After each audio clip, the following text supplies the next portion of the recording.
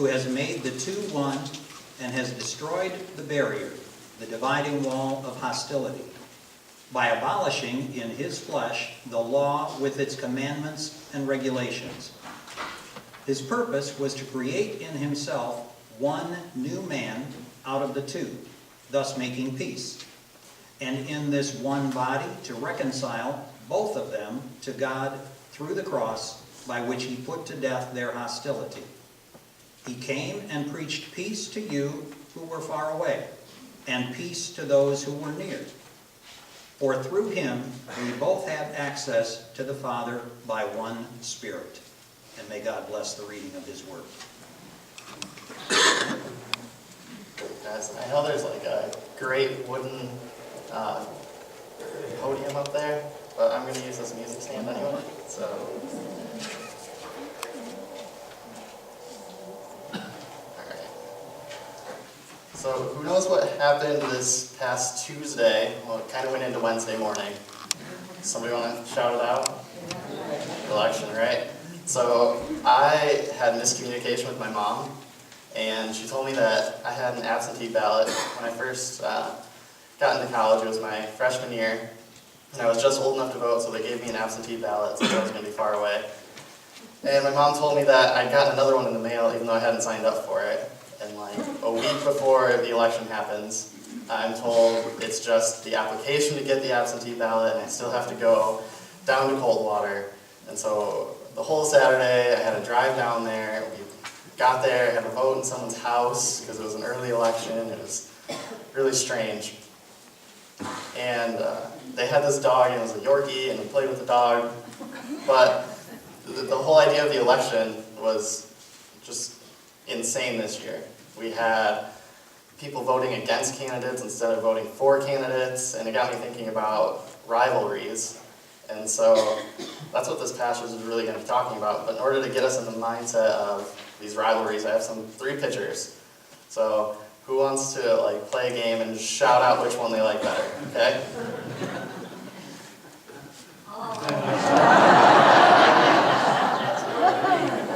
Green. Yeah, I've heard more green than Michigan State or Michigan. So, all right. How about this next one?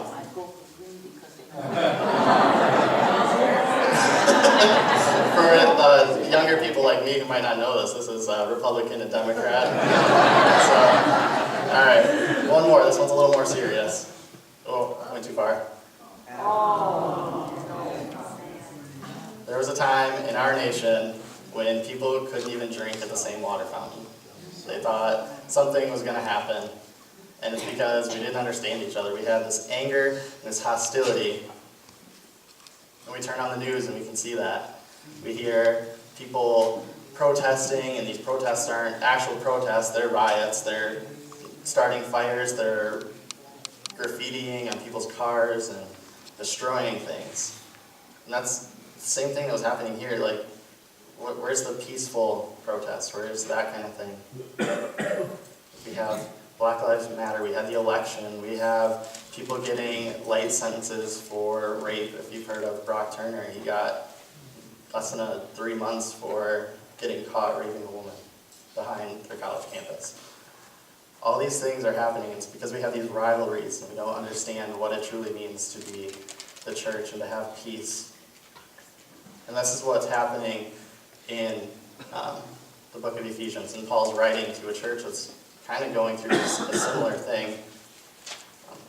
So a little bit of background on Ephesians. They thought their town was started by a goddess named Artemis. We have a similar thing. We think that the world just kind of created and that it's the Big Bang and evolution. So we have a similar idea there. They also think that they're a giant bee population because some word connects to Ephesians and bees. I didn't understand that one too much. But the church wasn't founded by Paul. At least it doesn't seem like it. There could have been a different couple, Priscilla and Aquila, if you remember them from the book of Acts. They were people that made purple, color purple. Apollos would have been another one. And he comes up when Paul says that I planted, Apollos watered, but God grew the message. So they could have been like the founding people of this church. And Paul's writing a letter to them, and he spent a lot of time here. And it's a circular letter. It's not meant for them. We know he spent a lot of time here, but there's not very many details, like personal details, like remember when we did this together, remember when we did that. He's just writing, and it's supposed to be a traveling letter, travel to other churches. And this would have been a big place where mission work could have gone out for the area of Asia Minor. But this church is also mentioned in the book of Revelation. When John's writing, he mentions 7 churches, and one of them is the church of Ephesus. And they're known for their knowledge and their wisdom, but they have a lack of love. And so Paul's dealing with all these mixed opinions, and he's dealing with confusion, and people don't know who's doing what, and so they have this lack of love because they don't understand. And so if we read the passage again, I know you already read it, but I'm going to read it again. For he himself is our peace, who has made the 2 groups one, and he's destroyed the barrier wall, the dividing wall of hostility, by setting aside in his flesh the law with its commands and regulations.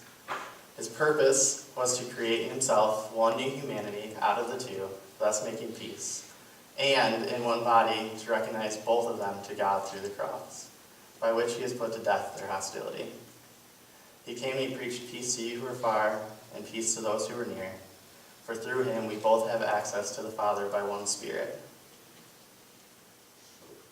See, he is our peace. It's not something he came to bring. It's not something he did. It's not anything. He is our actual peace.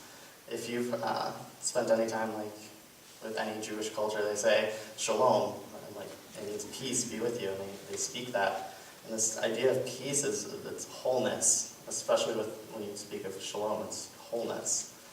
But it's also a calm. There's no hate. It's peace. And that is what Christ is. He himself refers to Christ. He is our peace.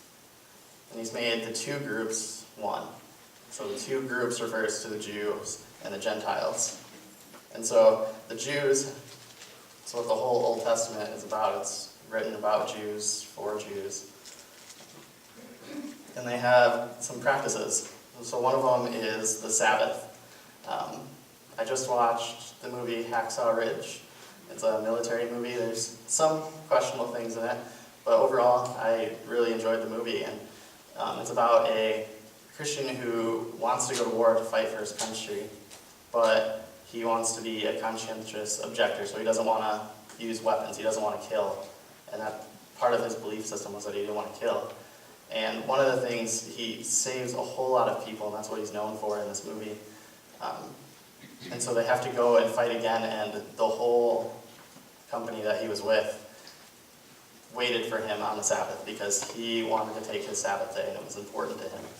And so that's what the Jews had this. They wanted to take their Sabbath, and they wanted to practice that because the Sabbath for them was a command from God. It meant to rest and to wait and to rely on him and focus on God for a day.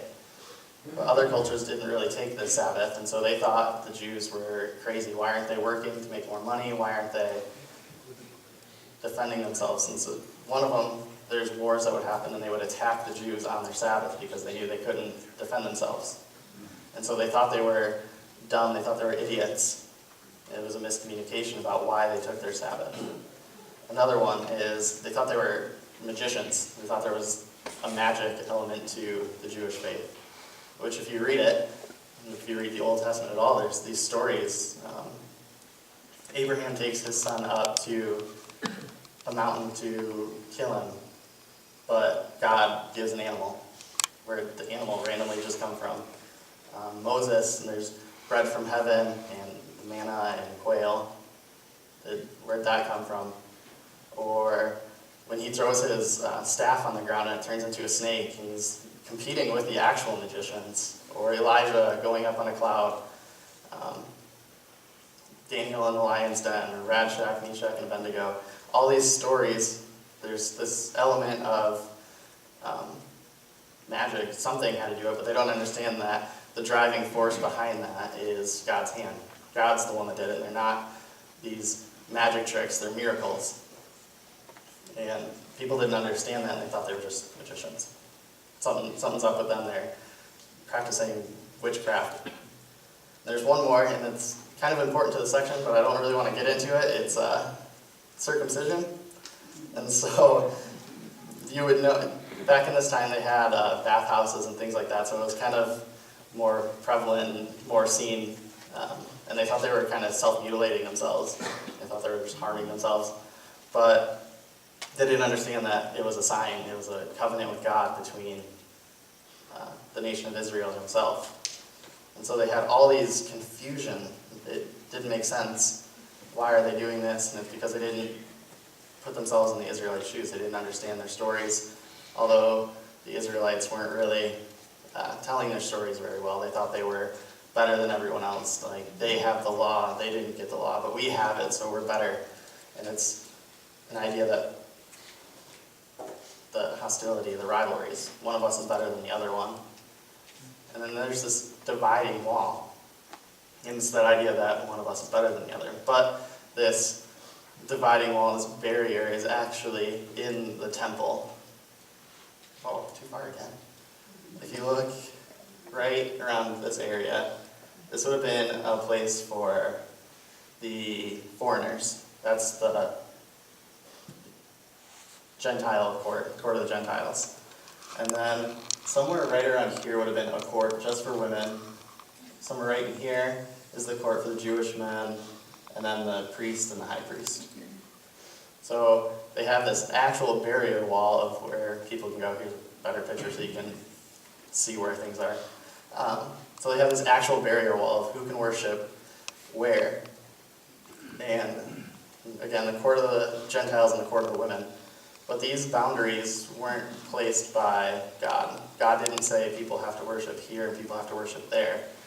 Because if that was true, when you're reading Leviticus, which all of us read Leviticus, right? It's so riveting. Women, once they have a baby, are supposed to go to the temple to be cleansed. And so if there's this court for the women, how do they get to the temple to be cleansed? Are they supposed to jump over the wall and kind of hover into the temple? It just doesn't work because man put these boundaries up. See, these boundaries separate man from man and where man can worship. If you look back at John when Jesus is talking to the woman at the well, the Samaritan woman, not only is she a foreigner, she's a Samaritan, but she's also a woman, so she's doubly marginalized. And so she's having a conversation with him about where can we worship. Our people say we're supposed to worship on this mountain, your people say we're supposed to worship there. But Jesus tells her there's going to be a time when it doesn't matter where you worship. It just matters about who you're going to worship. And so he's telling her, like, this boundary, this barrier between where you can worship is going to be broken. And that's what Paul's getting at. This boundary is broken. This man-made structure of who can worship where is going to be broken. And Jesus destroyed it. Jesus destroyed it. It says, and has destroyed the barrier. It's not something that will be destroyed. It's not something that's being destroyed. It's something that's already been destroyed. So why are we building it back up? Like we said in the beginning, we turn on the news and we hear stories of people being racist again. We have the Black Lives Matter. Cops are killing people. Like all this kind of stuff. It's because we're putting up this boundary wall again. But not only is this boundary wall between man and man, because it is in the temple, this is where people worshiped. They were putting up boundaries between man and God. And so that's where he's getting at. The first purpose is to create himself the one new humanity. So first he creates the church, or his body. And that's what that means. He created himself one new humanity, one body. The Jews and Gentiles are now one. They're equal. If you look at Galatians 3, which is just a few pages away in the Bible, it says there's neither Jew nor Greek, nor male, nor female, nor slave, nor free. We're all one. And so that's the driving point of this, is that we're all one. No one's better than another one. And it's to make peace. It's like so touchy. And it's in one body. So once we're in the church, we can be reconciled to God. It's not until we're in the body that we can be reconciled to God. He reconciles the one new creation. He reconciles the church to God. And it's only by the cross. So he's our peace, and he does this. He creates one humanity, and he creates a reconciliation between us and God, but it's through the cross, through his death. And he puts our hostility away, right? And he came and he preached it to those who were far, so he preaches it to the Gentiles, the people who are not part of the Jewish faith, really. He preaches it all the way there, and he preaches it to those who are near, so the Jews. He preaches it to both. And it's in order that we can have access to the Father by one Spirit. So not only do we have Jesus doing something, we have the Father, and we have one Spirit. We have like the whole Trinity talked about right here, and we have access to it. So if we say Abba Father, which is what the Jews would have cried out when they needed their dad. It was the special child, the one and only, like firstborn, this is my heir, would have gotten to say Abba Father, and he could have ran into meetings, he could have done all kinds of things, and the dad would have listened because that was his right by saying Abba. By being the firstborn, he could do all amazing things to get his father's attention, and that's what we have with this access. We get to call out Abba. So even if God's busy, which I don't know how God can be busy, but he's God. But we can go and say, Abba Father, like, we need you right now. And that's what Jesus did for us. But it's only by being this one new creation. We don't have a hidden God. A lot of times in the Old Testament, we don't see the full Trinity. We see God, we see maybe like hints of Jesus, but now we have the full access. We have Father, Son, and Holy Spirit. And it's because of his death. So how do we look at this and apply this to our lives? In order to be a new creation, in order to be in a new body, you have to first accept that. You have to be made new. And so I'm sure a lot of us in this room are probably made new. We know that Jesus died and resurrected, and it's for us, and now we have the peace with God. Maybe some of us don't, just because we grew up in church forever, just because we've been at the same church our entire lives, just because we go to church on Christmas or Easter, it doesn't mean we're part of that body. There has to be an acceptance. There has to be an idea that we acknowledge that he came and died for us. And that's the only way we can be in the body. It's the only way we can be the new creation. And that's also going to bring us peace with God. A lot of times if we mess up, if we think we did something wrong, we have a hard time apologizing. We have a hard time apologizing to, if you mess up with your spouse and you did something wrong and you need to apologize. We have a hard time going to them even when we mess up there. So we have the same problem when we go to God. If we mess up and we feel guilty about it, we have this problem of praying to him and asking for forgiveness because we think we messed up too much again. But that's not what it's supposed to be. We're reconciled. We have that access to God. So when we judge people, and when we're harsh with them, when we see somebody with a lot of tattoos or gauges, or somebody walking into church with a hat on, or seeing somebody we know drinking a beer while they're eating their dinner, like, that's judgment. That's what it's talking about. We're not having peace because we're having a hostility when we think of them. So yeah, there's an idea of accountability and holding each other accountable, but there's also the idea that we have to have grace. We have to have this peace with each other. When we have peace with each other, that's how we have peace with God. Because if you have peace with others, you're not going to be messing up. You're not going to have a hostility. But it's thinking about others. And so Jesus was asked in the Gospels, what's the greatest commandment? If we were to ask you, what's the greatest commandment, right?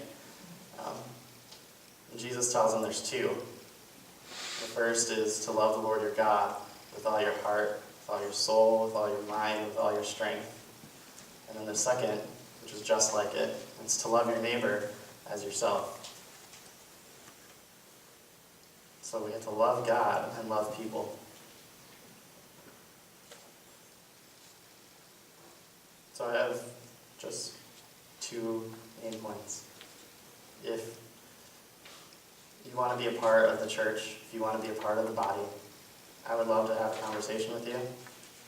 No boundaries up between us. I just want to have a conversation with you about what the body is and what Jesus did for us. If you have questions, I'd love to talk to you too. And the second is that if we are in this body, are we putting the wall back up? Because I think we're building it up brick by brick. Judgment by judgment, we're building the wall back up.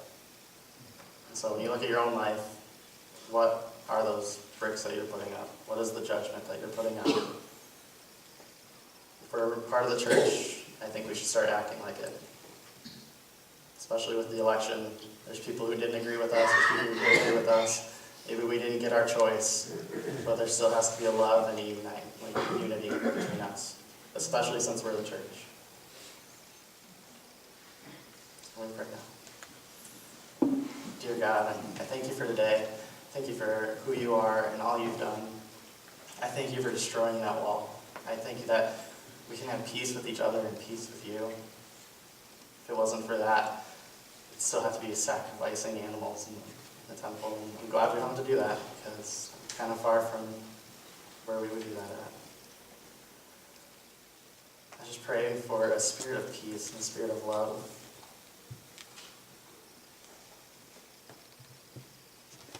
I thank you for everything. I thank you for giving me the opportunity to speak.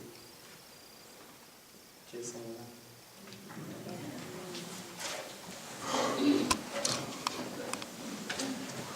If you could find in your hymnal